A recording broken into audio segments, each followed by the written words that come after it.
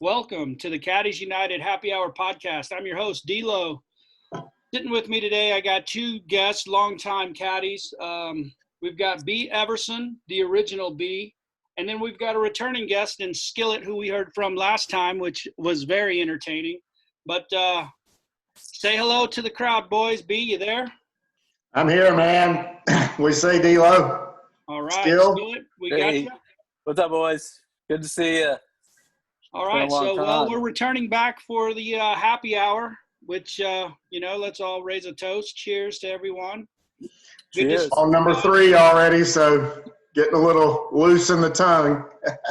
Well, that's what we want. That's the point. So let's get a little history from you, B. Tell us, how long ago you got started and really what got you into caddying. You got it. 1990, actually end of 89, my best friend, Sean Passetti is his name. A lot of guys probably remember the name, but almost 30 years ago, Sean made it out on what was the Ben Hogan Tour first year. So did a couple of years with Sean out there and got to know a lot of guys. And in 92, started with David Toms. He made it through the Q school at Greenleaf down here in Central Florida. And so I did a couple years with DT and then kind of got fired there, maybe not once but twice, I believe, in that span. And then 94, I think it was, I started with Chris DeMarco. I was his first caddy, Florida Gator, so things were good there for a while. That lasted for the West Coast and into Florida, where he fired me for his wife, in favor of his wife. So that was a little bit of a blow, but at that point, I immediately hooked up that very next week with John Mahaffey, who that's a story in its own right. For better part of 94, then 95, hooked up with another Florida Gator, Dudley Hart. So had some good times with Dudley, great guy, a little bit of a lunatic on the course, but one of the best guys ever off. All right. Well, it sounds like you've had a lot of bags over the years. 30 years is a long time. Who's your current player? I got David Hearn for DH, and I've been together for 7, almost 8 years now. I think it was the spring of 2012 we hooked up. So that's amazing. That's a pretty good run. And we all know Skillet caddies for Nick Taylor. You know, they've just coming off their win at Pebble Beach. We dabbled into that last episode, but yes, we kind of want to, we're bringing up, you've had a lot of players there, B. We kind of wanted to kind of dabble into like the hiring and firing. And sometime when I was just starting to caddy, I heard, or there might have been an article in one of the golf publications about the average length, they say, is somewhere around 5 years is like a really good run with player and caddy. I know that's not always the case, and going all the way back to the early 90s, which is, 10 years before Skillet and my time. What was it like? I mean, what did you have to do to get a job? How hard was it? What kind of hoops did you jump through to do that? And then maybe give us a story or two about maybe losing a job.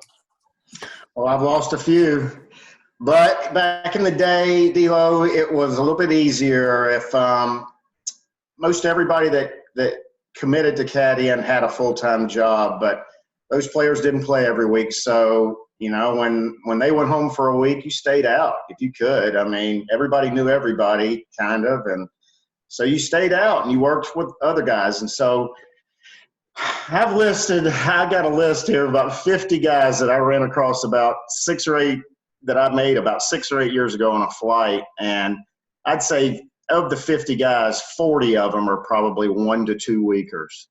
And then there's the guys that I've worked for my whole career or whatever. And you said 5-year stints. There's a lot of those. I had Justin Leonard for 5 years, 5 great years, 02 to 07. You have a list right there? I got it, man. I ran across, you know what, with all this coronavirus and everything, I've been going through stuff in my closet. You get bored. I've looked through yearbooks from when I was in the 2nd grade, whatever, but I run across golf stuff, and I ran across this list. And I know when it was. I made it on a trip to Hawaii, on a flight to Hawaii. I decided to write down everybody that I'd ever caddied for. And I just found this list. And you got a minute? Can you spit it out in one? You got a minute? Yeah, plenty of minutes. You got it. Well, bear this in mind. I've had some guys, like I say, for some stints, but the majority of these are 1 weekers. But here we go.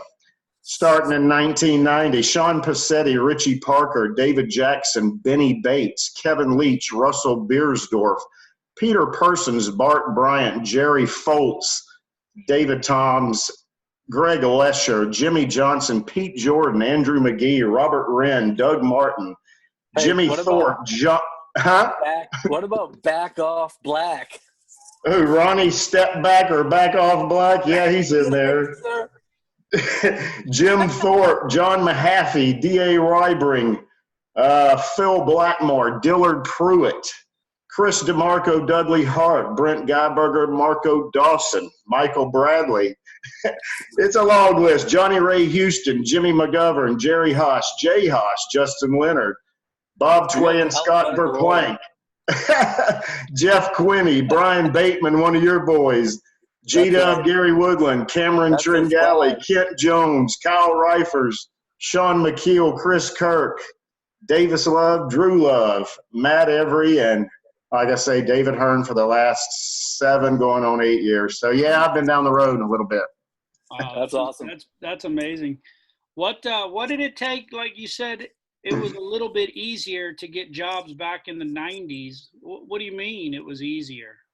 Well, I'm going to tell you, at times there were more caddies out there, more players than caddies. I can remember that being the case a couple times, like in Hattiesburg, Mississippi, or any given number of places in the early 90s, you might have players that are saying, man, I need a caddy. And he ends up having to pull somebody out of the crowd or just a local, that certainly does not happen any longer. But in the early to mid 90s, it did.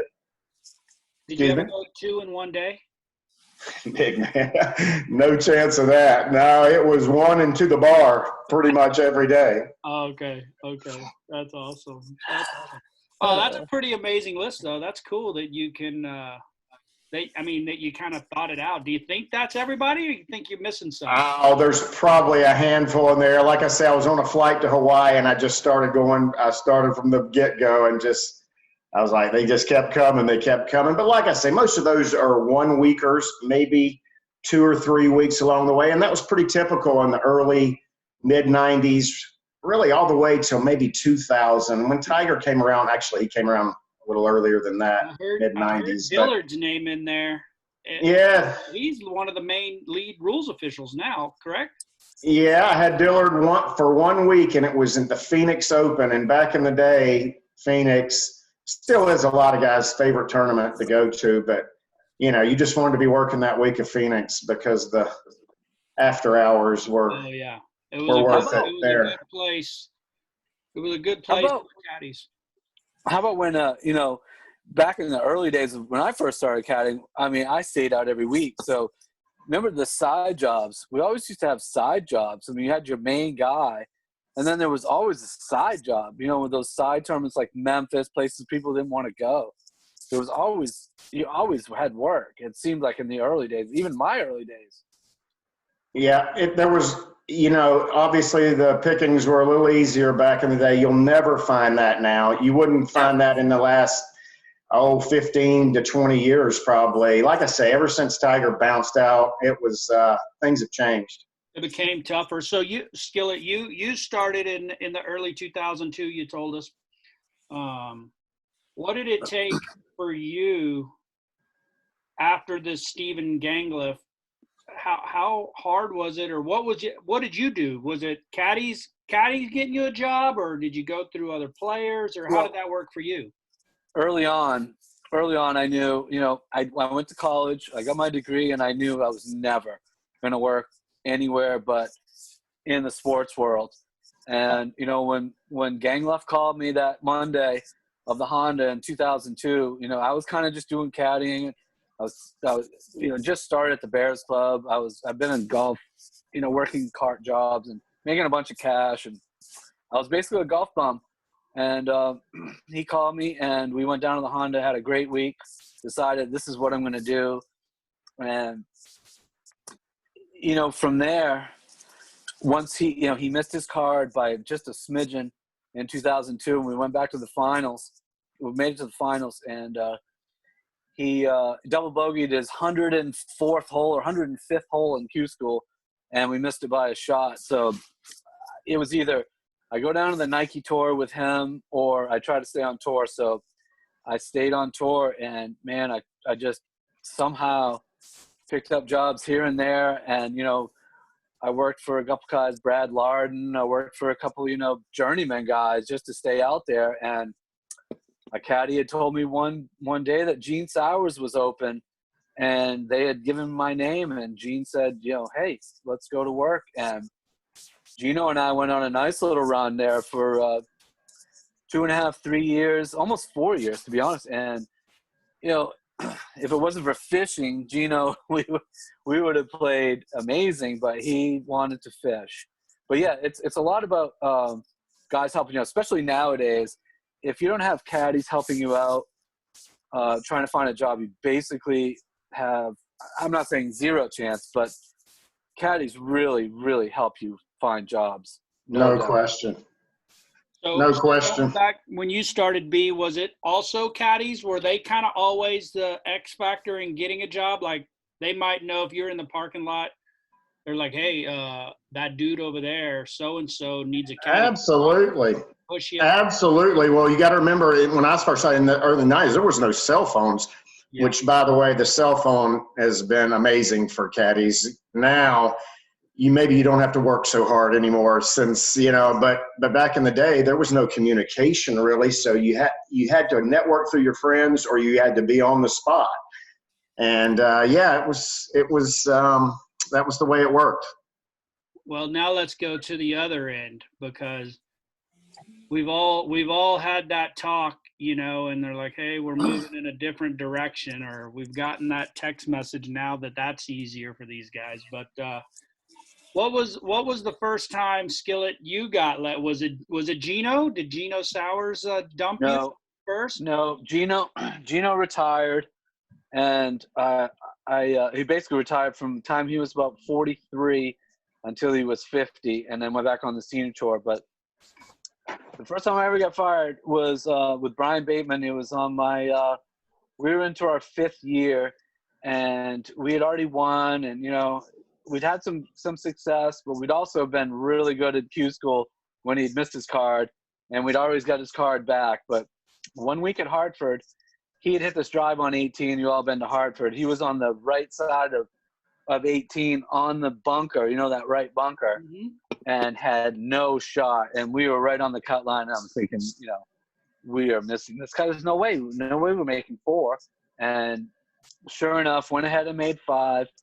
And I'm standing out front, waiting to get my check, going in the next week. And he comes out and he said, when I was standing over that second shot, looking straight into the ball, eye level with the ball, he said, I just knew it was done. And, what are you going to do? You have no idea when these guys are going to get sick of you.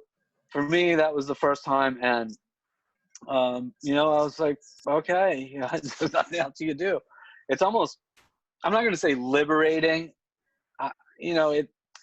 When you're in with a guy for a long time, and it lets go, the shock's there. But then you automatically go into what am I going to do now mode. Like, I start telling everybody, get the news out, breaking news. You know what I mean? What's the first move? That the breaking news. Now you can send text messages, but before you had to just go back to the hotel bar and say, hey, when I first started, I remember that it was barely a cell phone. I mean, I had this little tiny Motorola flip phone. I didn't even know how to send text. We had the ABC and the DEF, and so it's basically just letting guys know that, hey, I'm available, and get the word out. Is that a lot of that happens, even in today's age? Absolutely, no doubt, even with texting. I mean, I get text messages as soon as somebody lets go. And I was heartbroken, though, after that first firing. They say you're not a real I wasn't for about 5 minutes. Been fired, right, B?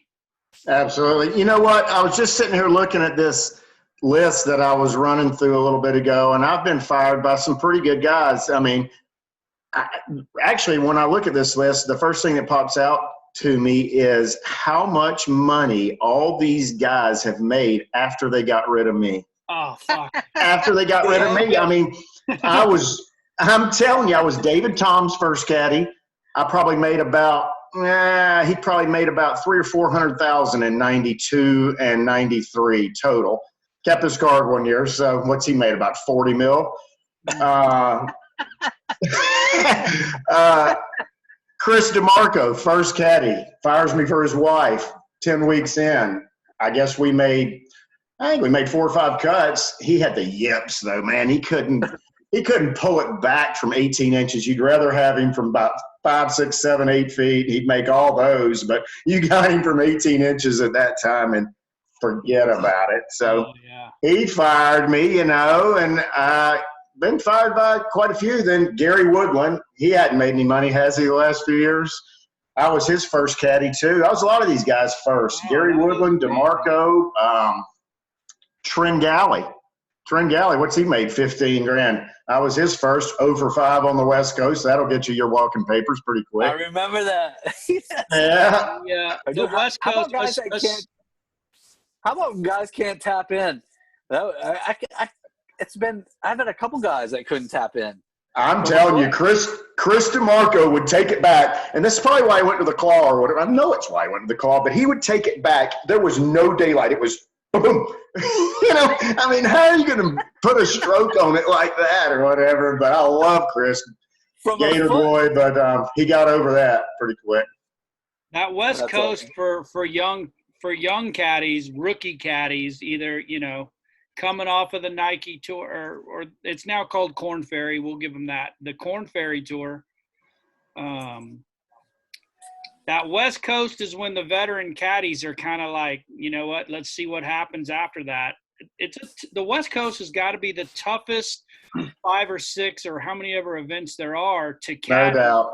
And keep your – I remember when I was a rookie in 2004, I was ecstatic to make it through the West Coast and move on to Florida and still have a job, and I've had a couple of rookie jobs on that West Coast where, you get one of those events and you get a top 15 or, top 10, and that will keep you around because they make a big payday and they're like, oh, wow.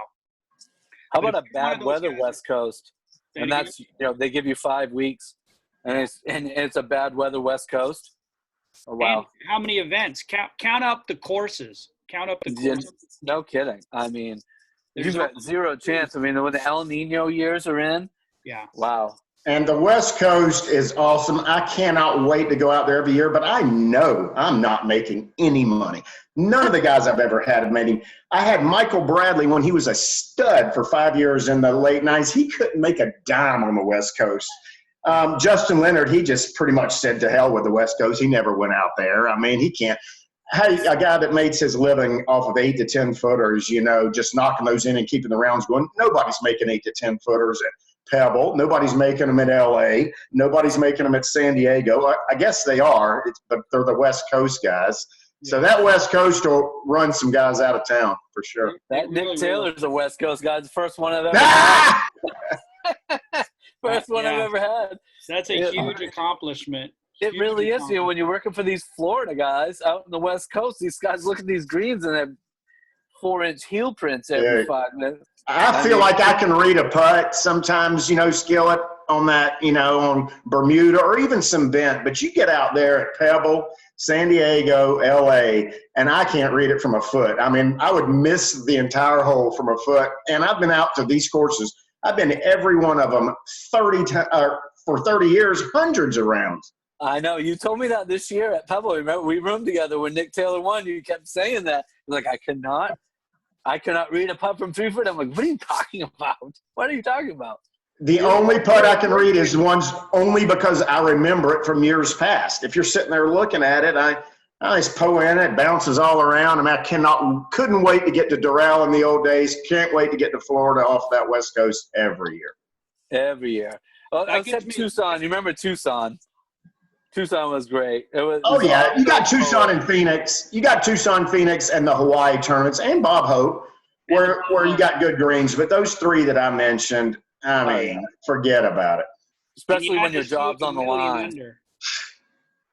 Forget about it.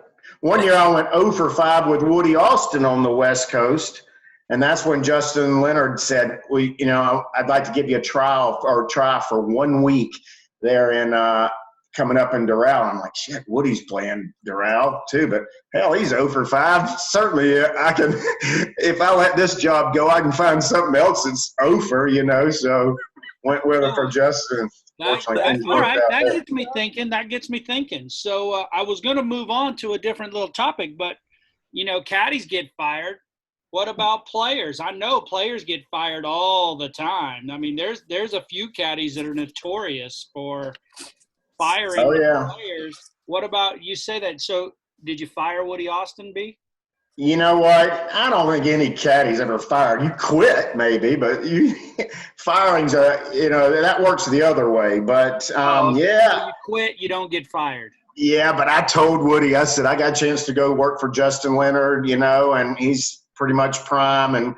And Woody said right away, you got to go for that. But I didn't tell him that it was just a 1 week trial that I was stepping out on the limb. But I figured, you know what, if that doesn't work out, I ought to be able to pull something out. I've been out here for a decade or so.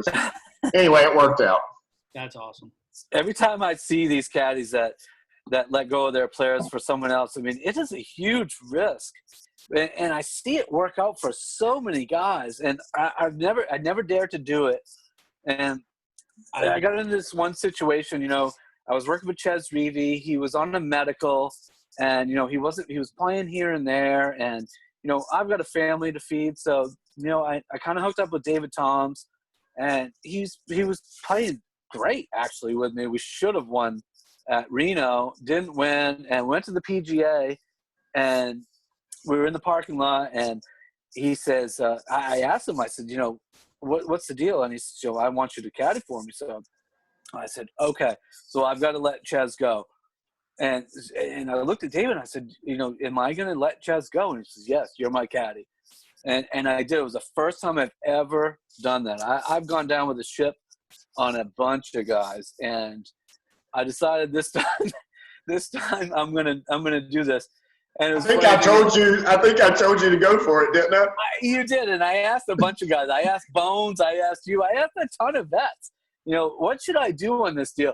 So one night, I'm sound asleep, and it's during the President's Cup that was I think it was in Australia. And I just happened to I opened one eye, and it was about 4 a.m. And I look and I see someone else working for Bill Haas. I think it was John Wood, right?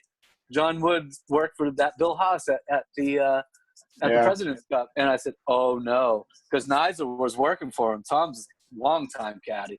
And I said, oh no. And next thing I know, Nizer was working for him at Napa.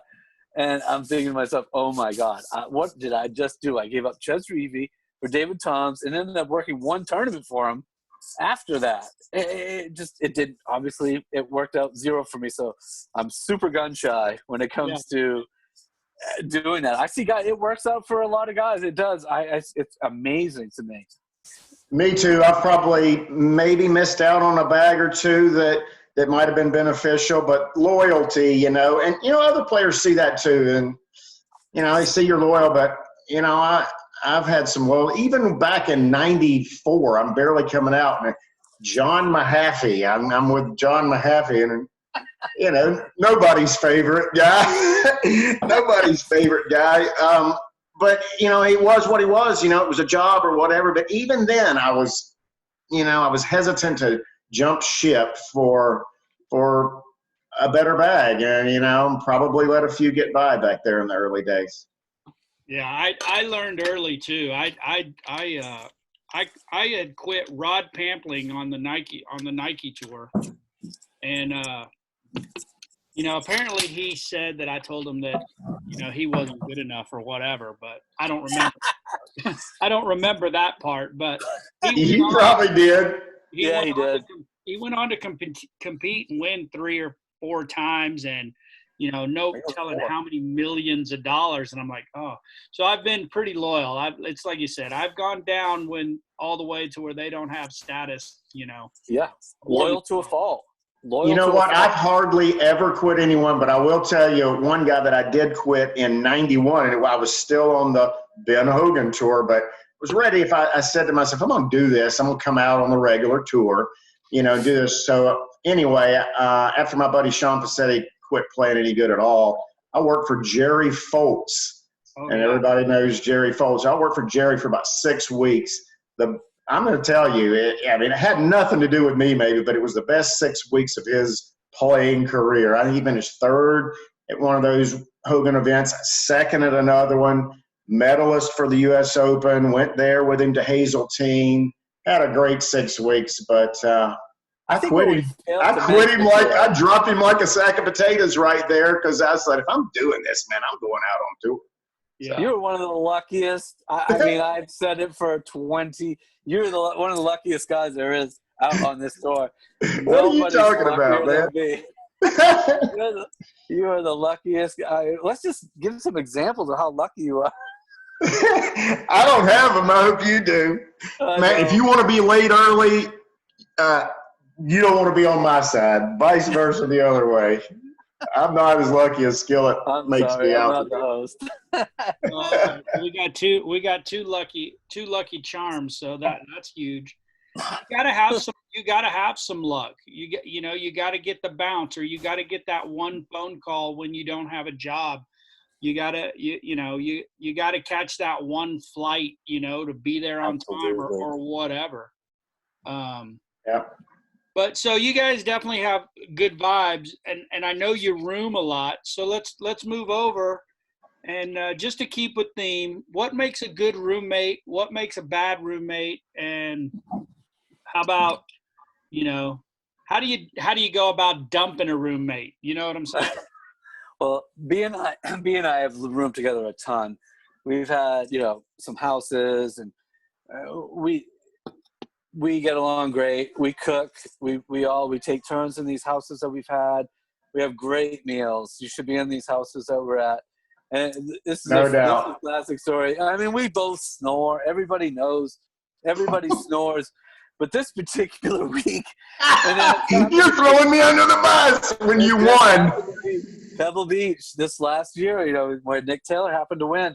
I mean, listen, I tried everything. I don't know. I think maybe we both had coronavirus. I have no idea if we did or not. But none of us could breathe, but especially B. I mean, it was great. We had a great time, went to bed, and B, I mean, it was amazingly unbelievable.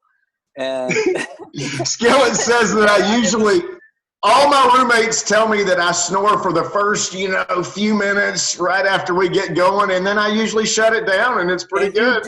You do, except for that night. I mean, that week.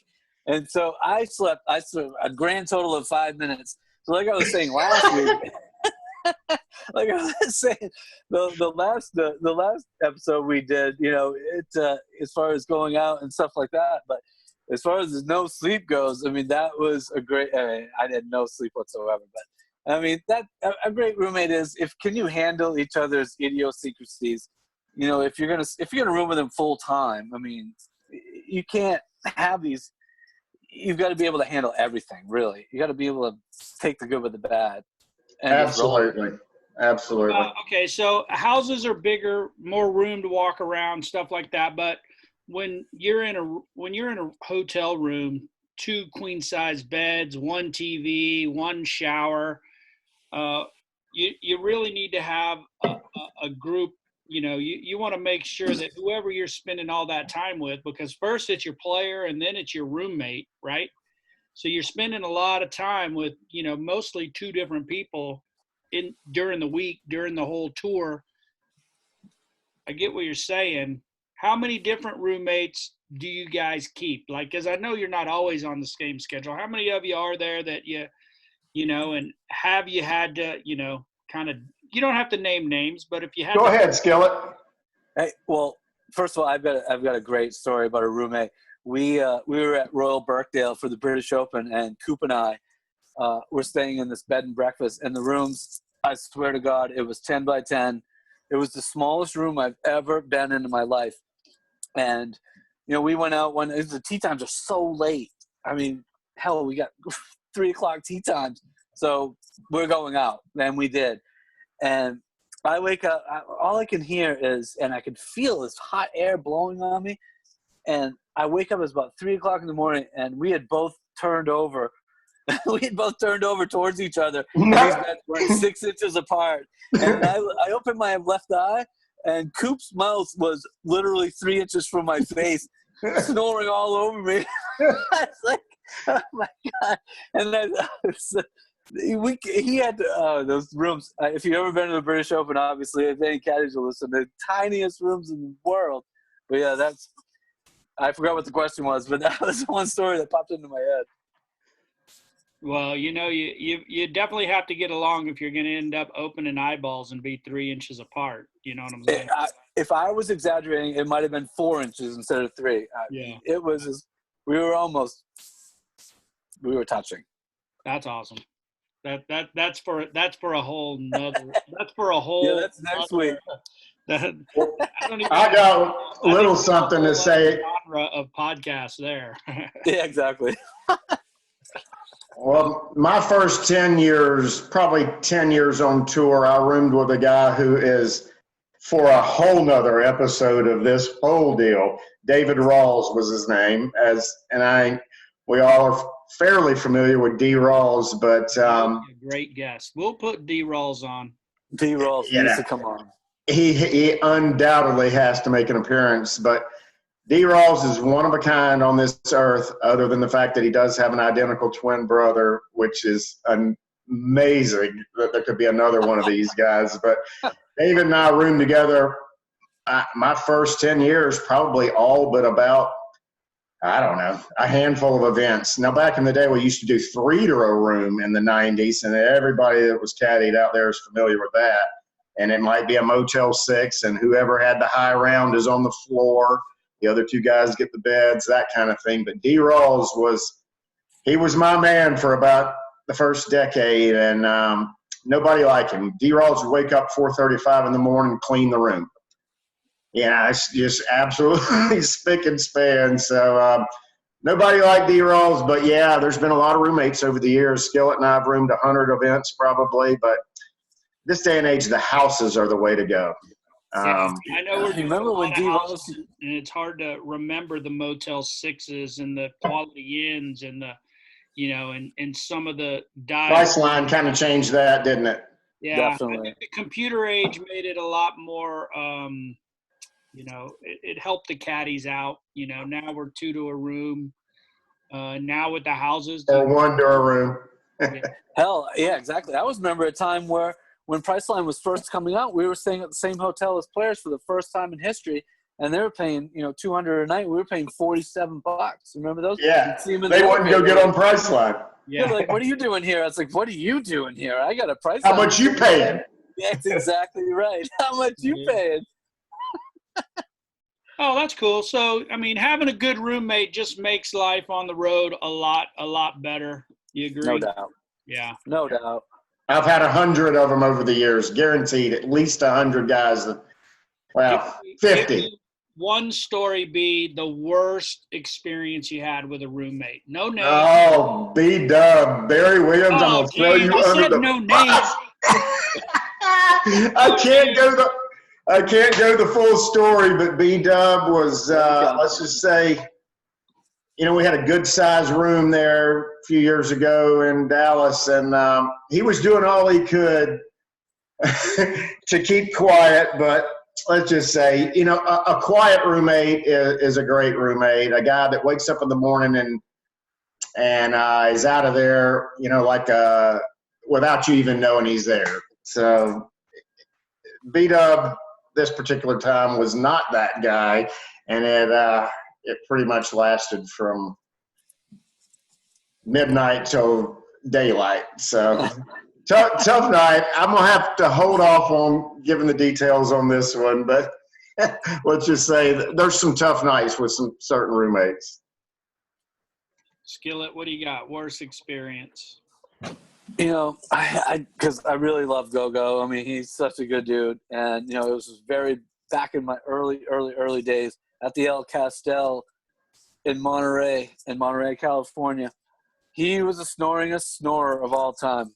I mean, there's nobody worse, and I couldn't Maybe sleep. Maybe because this guy is freight train all night long. So I took my blanket and my pillow, went in the bathroom, got in the bathtub. And I was just praying for a second of sleep. Just a second. I had to get up super early. And all of a sudden, he comes into the bathroom for a morning piss. And, yeah. I was like, dude, that's it. I'm so sorry. Yeah. But, yeah, I love you, but never again. Never, ever again. I couldn't do it. I mean, yes. All right. Well, that's cool. That's a little dive into, having a good roommate, having roommates. Life on the road. Sorry, I didn't want to throw B-Dub completely under the bus. Let's just say he had a female friend that didn't want to leave. You should have thrown him completely under the bus. That would have been great. Oh, boy, that's another story in the whole nine. But let's just say, you know what? We're gonna write those topics down because I'm sure our listeners want to know about some of those stories too. And absolutely, caddies have them. I know caddies have them. So moving on, let's see what we can get going on here. I don't know. It's beer number 2 for me. So I'm doubling you up. Light night, D-Lo. We're just getting started. It's a happy hour. You know what I'm saying? That's right. So this week would be New Orleans, which is a team event now, and we were all caddying way before it was team golf. It's cool. Team golf is cool, and we love it. But just in the honor and of New Orleans. Let's kind of dive into some of our best, some of the best stories we got from New Orleans because it's one hell of a town just to have an event, right? I think it's probably maybe one of the funnest ones that we go to, and we're all kind of missing work. So let's reminisce a little bit about New Orleans. I love New Orleans. The tournament falls on Jazz Fest. Pretty much every year, obviously from the last episode, Widespread Panic is huge, and they're a mainstay at Jazz Fest.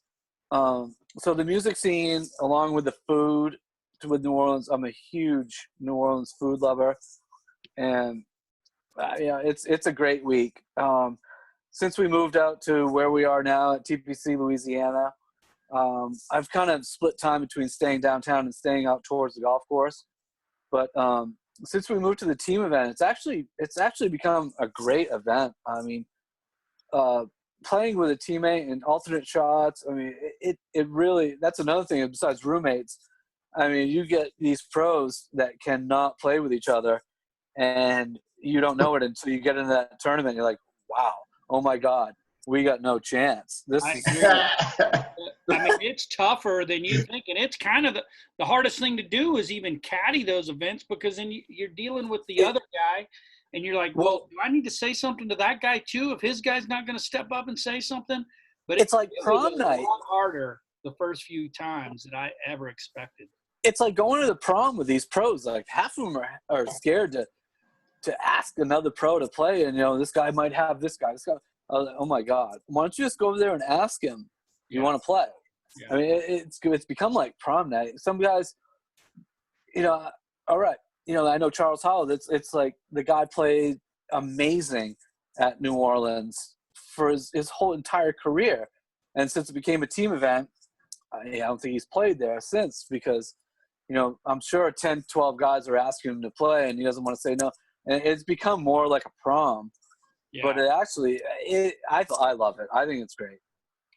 I love the city and I love the food and all that stuff. B, you've been going there since the 90s. So how have you seen that place kind of evolve and grow? Well, my story's a little different on New Orleans.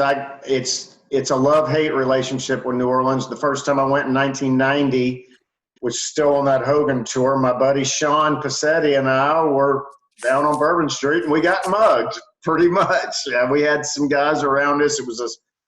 It was a scary situation or whatever, and it was something I'll never forget, right down on Bourbon Street. And so it kind of rubbed me the wrong way. And so my experience with New Orleans in the tournament, I have stayed not at downtown, which is so different than everybody else, but I still love the foods, still love the feeling, and still love the people.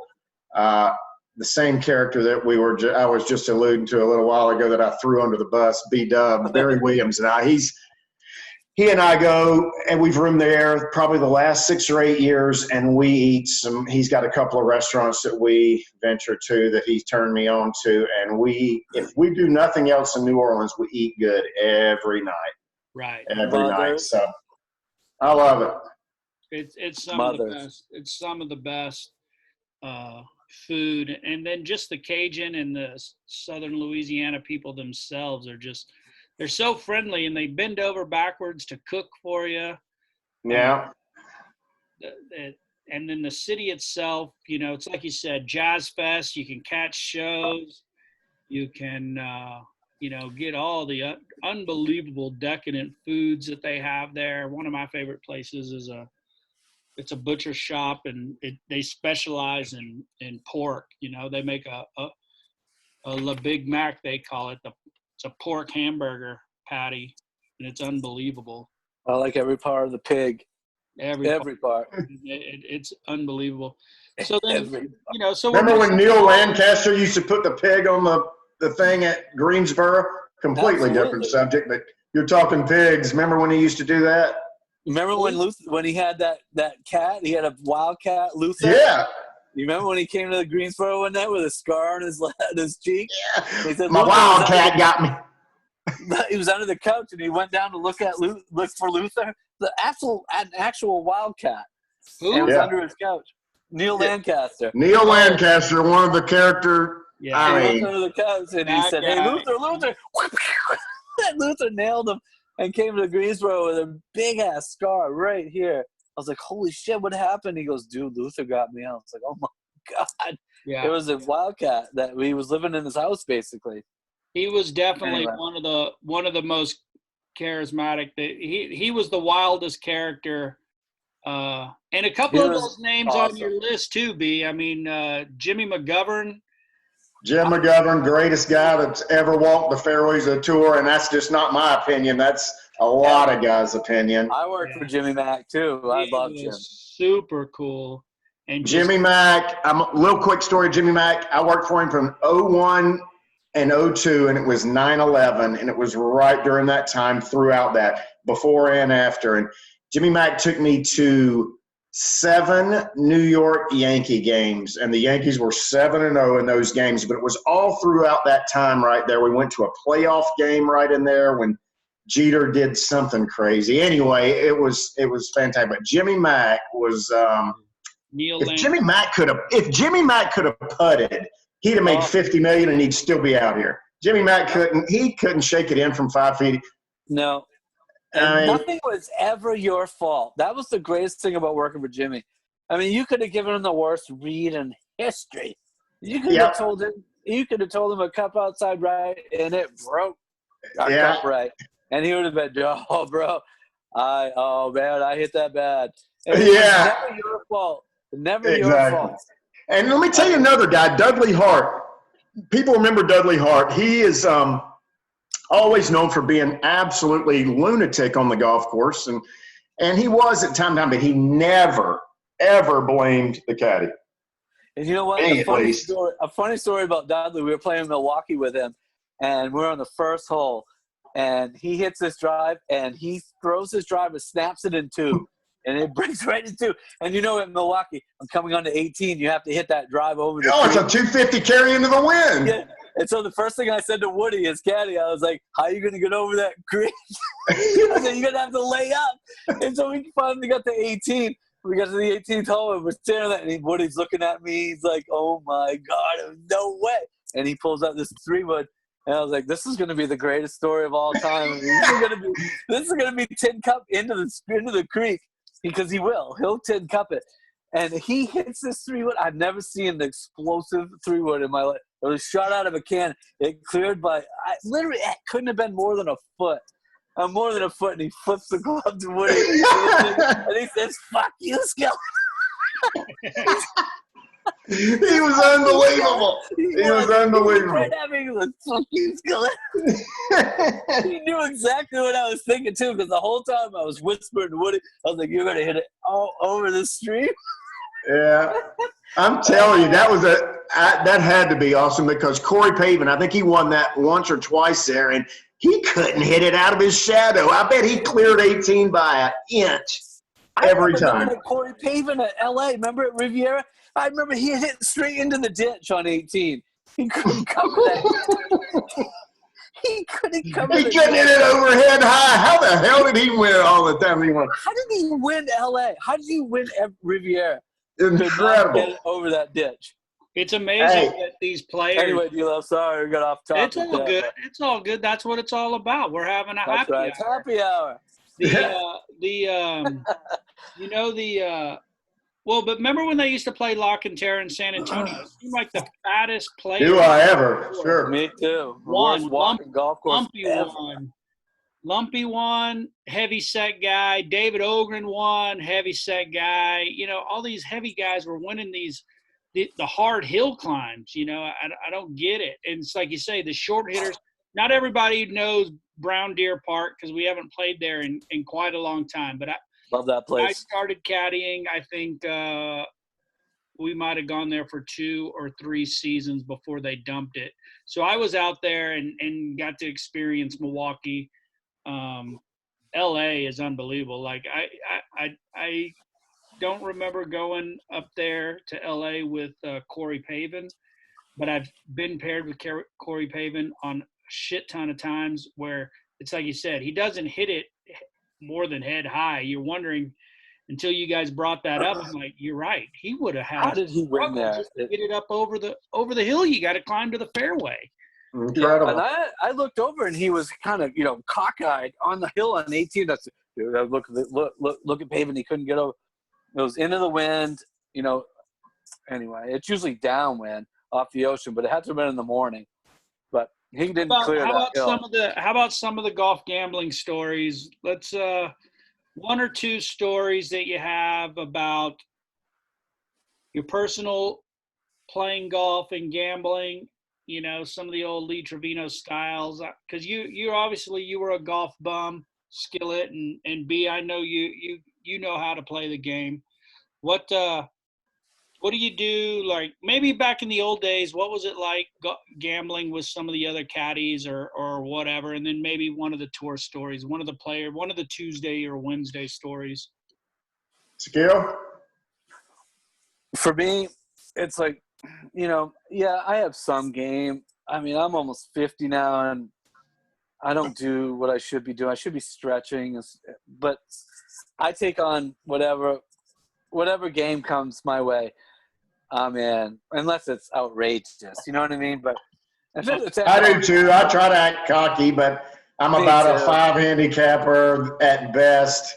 If I'm not around hometown, my little Palatka Muni or St. Augustine Shores, I'm like a Volkswagen, man, old V-Dub Beetle. I mean, I'm decent around town, but you take me on the road, I'm shooting 90. But I'm going to kick your ass at Palatka. You can bet on that. At least the first 2-3 times you play it. You can bet on that. I would never. Well, I would play you at Palatka, but I'm going to pay you at Palatka. Come on down to the Donald Ross Phenom down there about 6,000 yards, and I'll wear you out. I know you will. Wear you out.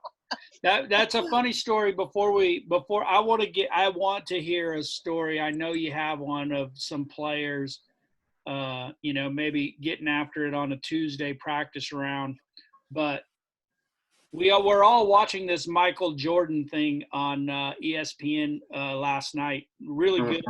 But I heard a story where a young rookie pro came in and just out of college, got status, getting his shit together and making some money and ended up with a game with Michael Jordan. And the story goes is Michael Jordan says to the young kid, he says, or vice versa. The young kid says to Michael Jordan, he says, "What do you want to play for?" And Michael Jordan says, "Whatever makes you nervous." That's some fun. That sounds like a fun little day, right? Whatever Yeah. makes you nervous. So what makes you nervous? What would make you nervous going against B? You played golf at B. Would it be a $20 Nassau? Would it be a $1,000 Nassau? What would it be? Are you? Oh yeah, I'm kind of tight. I like to save my money, but I wouldn't say I would never get involved in $1,000 Nassau. Never. Never. I think Never. a $5 Nassau is it's perfect for me with junk and all this stuff. Especially when you're wheeling other guys in your group. A $10 Nassau, I'm fine with that, or 20, but never would I get So involved. $50 Nassau might make you nervous if you're wheeling the. It would make me nervous because, I mean, maybe back in my 20s I would have been fine with it, but not right now. I mean, I'm just No, not with family and everything. look at me. I'm a bum. I haven't had a haircut in freaking a month.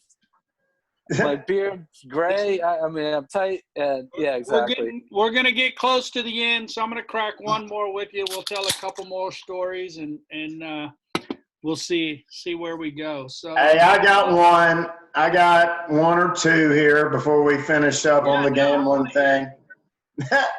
Look at you. You look grayer than me, big man. Good. talk about haircuts. Yeah. Good My Lord. wife keeps threatening to cut my hair. I'm not gonna let her. I swear to God. What do you got, Base? Oh, I was just going to tell you, first and foremost, Johnny Ray Houston is the greatest Tuesday player of all time on the PJ Tour. You can ask anybody that. He'll whip your ass every time, and then he'll go miss the cut probably Thursday, Friday. But John Houston would whip anybody's ass on it. Nobody wanted any part of him after that kind of got around. But my little gambling story is not of me, or it's not of anything, but it's really about Tom Lehman, who I have the utmost respect for. Tom Lehman, good guy. Everybody knows, man of faith, good guy. But in 1990, when I first started, Sean Passetti had this pro-am here in Palatka, Florida.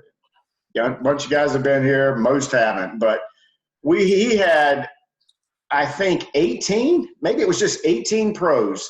And it was anybody from David Toms to Andy Dillard. The list goes on from that early years in the 1990 Ben Hogan Tour. But they paid these guys, I want to say it was $300 or $400 a piece to come play this Pro-Am. And they were all on the Hogan Tour. Jim McGovern, a whole bunch of guys.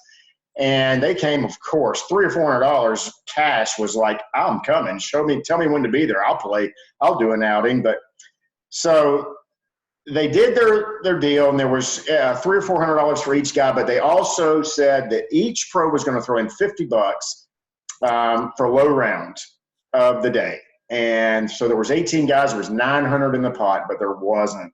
There was 850 in the pot because Tom Lehman's good-looking wife. Her name escapes me right now. I can't remember. She's a very, very nice lady, and I've seen her here and there, over the years. 30 years ago this happened. And bottom line was, she told Tom, no, you got your $300 or $400. We're not putting $50 of that up, and gambling that. And maybe it was a belief thing. Maybe it wasn't, whatever. But the rest of the story. I think Lehman shot 9 under, 61. I think he blew everybody away anyway. He blew Sean away by about 5 or 6, and Sean probably shot his normal 3 or 4 under or whatever. But the number 2 guy got the money, or he still? Yeah, the number 2. I think it was Pete Jordan. I think it was Pete Jordan of all people, or somebody like that. But anyway, they were. Tommy's wife stepped in and said no, but I'm sure he got on her ass that night. It could have been $900. $900 we could have had. And he went on to make him $500 million or whatever he's made. That's right. Oh, that's cool. That's very cool. I know I don't really have, none of my players have really been the big Tuesday. Look at you.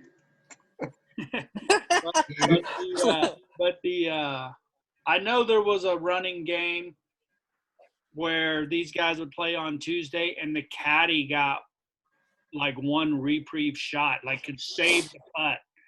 The caddy, like one time during the 18-hole practice round, a caddy could come in. You guys ever get in that game? You know which one I'm talking about? I know that was Tom Gillis one, but I've got something just a little different than that. Is if I see my player, if my player on Tuesday or Wednesday pro, especially a Wednesday pro-am, where he makes 2 or 3 birdies, you can guarantee on that fourth in a row is not going to happen. He is either way short, or he is going so far over the green, it's unbelievable.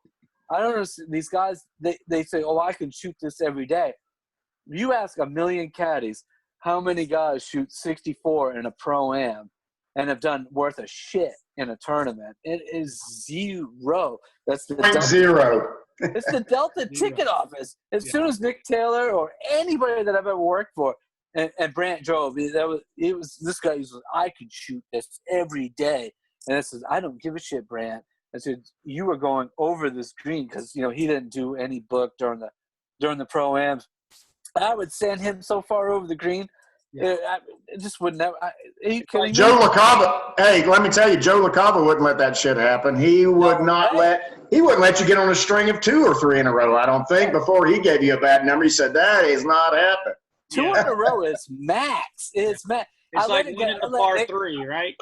Well, I let Nick Taylor get 3, and I tell him flat out, I said, you're getting a shit number. It's coming. So tell me what you want to do. You want to just give up now? And a couple of years ago, he lost every Tuesday match. He lost so much money to Mackenzie Hughes. Every single week he got pounded because there was no way I'm letting this guy shoot 65 on Tuesday to win $40. I mean, that's just not happening, and they know it. They know they're getting a bad number. They're going so far over that green. That's what I wanted to hear. That's what I was trying to pull out of you guys. To win $40 on Tuesday as opposed to finishing it off on Sunday. 1.4 million on Sunday. Yeah. Even if you finish 10th, always takes precedence. Yeah, 6 figures. You finish 20th nowadays. It's $100,000. That's $7-8 grand.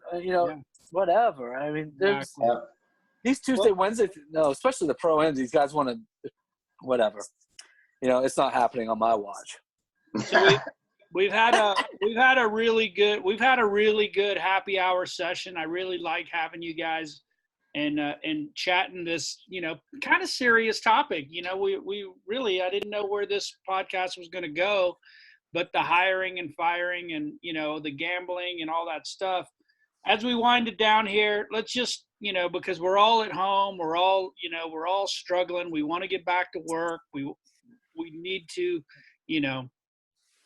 we needed this camaraderie just for, like building ourselves up. I haven't seen you, B, since, we were there at the Players on March 13th. And I've chatted with Skillet a few times. We got a long text chain going, and we've done this on Zoom a couple times. But just for the sake of sport, because we're all missing sport now. They're doing virtual sport with NASCAR and stuff like that. B, what's keeping you busy these times right now, and what are you missing the most about being on the road? Gosh, making some money first and foremost. It's a struggle here. I mean, caddies. There's the handful of guys that don't have any worries at all, but you know what? I mean, it's still, this is my livelihood. And so that's on your mind a lot. But what have I been doing? I got a 13-year-old boy. We've been playing darts. We've been playing wiffle ball. I pulled a hammy last night. I looked like Kurt Gibson going to the plate the last couple innings of the wiffle ball game. Just doing what we can do, but I have certainly become a family man in this little time, and kind of grateful for it. Yeah, no, that's good. Skillet, we know you're cooking all you can cook, but I'm cooking 3 meals a day. My wife and I are getting used to being together 24/7. That hasn't happened in 20 years. it takes a lot of getting used to. You know, a lot of people say, you know, they miss their friends and they miss all. When I come home, you know, from being on the road, it's really no different than what it is right now. I mean, we don't have a ton of friends here because I'd moved away and then I came back to my hometown and all my friends were gone. So it's not a huge, you know, pain to be quarantined. But getting used to being 24/7 with my whole family. Yeah. It actually, you know, now that this is my 6th week being quarantined. You know, some days are tougher than others. I mean, but Amen. We're all getting through it. So, Amen. what are we looking forward to when we see other sports besides ours? I mean, seems like maybe football. Are we going to lose a baseball season? No, I don't think we're going to lose anything. I think everybody's going to come back, but that's just me wishful thinking. But first and foremost, I think we are coming back for Colonial June 11th or whatever it is. I do don't too. think there's any way we're not coming back.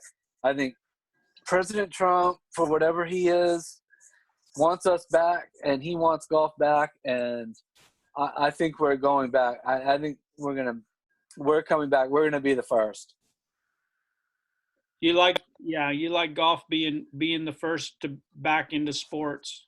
There's no question we were going to be the first back, because you know these other leagues, the NBA, the NHL, they have 30 teams they got to work. You know, they have to work with. I mean, that's almost impossible.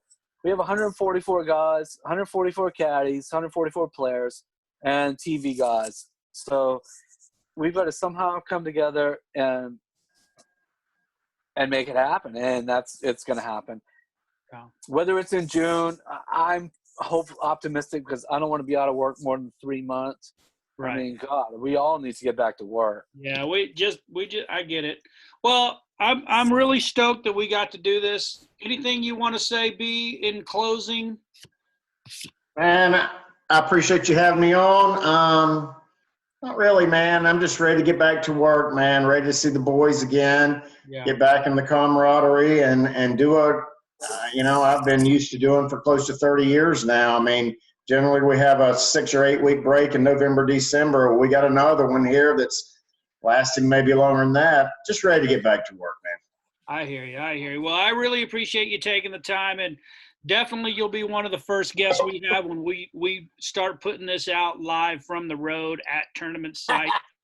I'm looking forward to that the most. But thanks again, boys. We had B. Everson and Skillet with us on the Happy Hour podcast. That's our hour for this episode and this series. So stay tuned and peace out. Peace out.